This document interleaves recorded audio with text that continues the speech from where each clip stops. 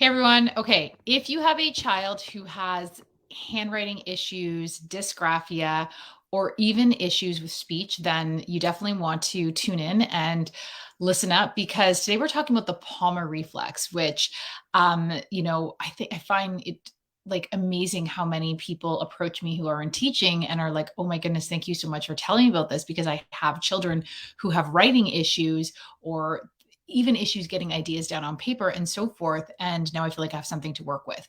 So let me just quickly tell you a little story about this kid I worked with. We'll call him Nathan. And he was perceived by dad and even two of his teachers as just being this lazy kid who was unmotivated because they said he's really capable. He's super smart. He can answer all the questions if we ask him orally. But when it comes down to putting his ideas on paper, doing a test, whatever, he's just stubborn and he shuts down and he refuses to do the work.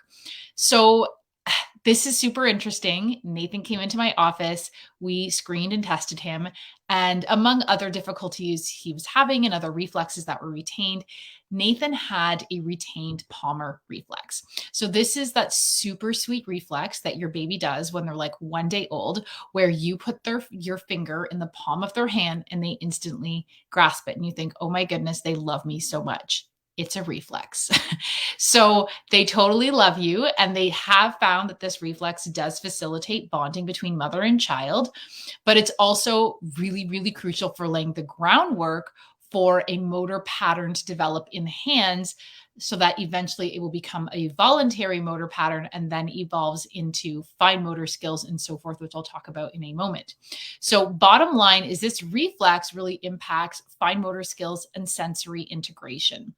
If it is retained, meaning it's still present, so it should disappear and go away. If it's retained, a child can have issues with handwriting. So it could be illegible handwriting. It could be difficulty getting ideas on paper. It could be both.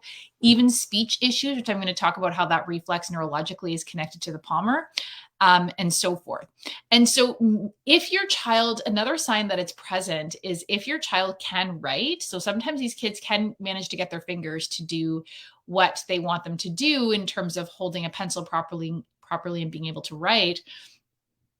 They might be able to do that, but then all of a sudden their gross motor muscles will weaken in response to having to work so hard with these fine motor muscles. So they might be writing, but all of a sudden they're in a slumped position or they're having to hold themselves up. They have a really hard time writing legibly or getting their ideas on paper and sitting up straight and so forth. So basically, the Palmer reflex is activated anytime a baby does, basically sex, when they're doing nursing or drinking from a bottle, using their soother, anything like that. So that's the connection with the speech. It is connected to what's known as the Babkin reflex, which is activated when the palms are touched and the mouth opens. So, for example, if you might even remember, perhaps, for example, you were breastfeeding or bottle feeding, and you'll notice your baby's hand was kind of clenching on and off. And that was the sucking was stimulating the Palmer reflex. So there's neurological connections in infancy between the hands and the mouth.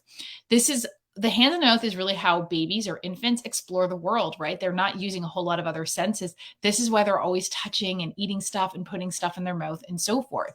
So by a certain age, it should shift to what's known as the pincer grasp, where they're using their forefinger and their thumb to be able to manipulate, hold objects, and so forth. If it's not, this is where you're going to see difficulties with holding a pencil, messy eating because they have a hard time holding utensils properly, using scissors, buttoning their coat, zipping their coat, writing letters backwards is actually really common with the Palmer reflex. People often think it's automatically, dyslexia, which that's not even dyslexia. But there's a lot of layers to it, basically. So integration of the Palmer reflex is necessary for proper or optimal vision, for good hand-eye coordination, depth perception, as well as directional sense. So directional sense has to do with not reversing letters. So you might be wondering, oh my goodness, does my child have the Palmer reflex? So I'm going to go through the list. Let me know whether you're watching the live or the replay if your child has these symptoms. And they don't have to have all, by the way.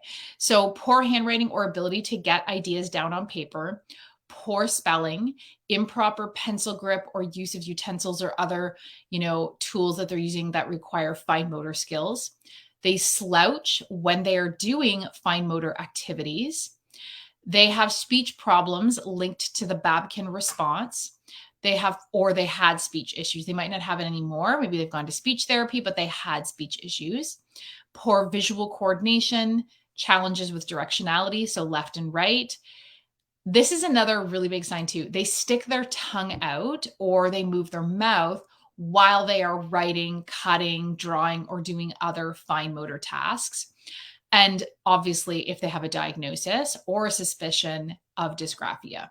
So the palmar reflex can seem like a really simple, non-relevant reflex or, problem or challenge. But as you can see, it can affect a whole lot.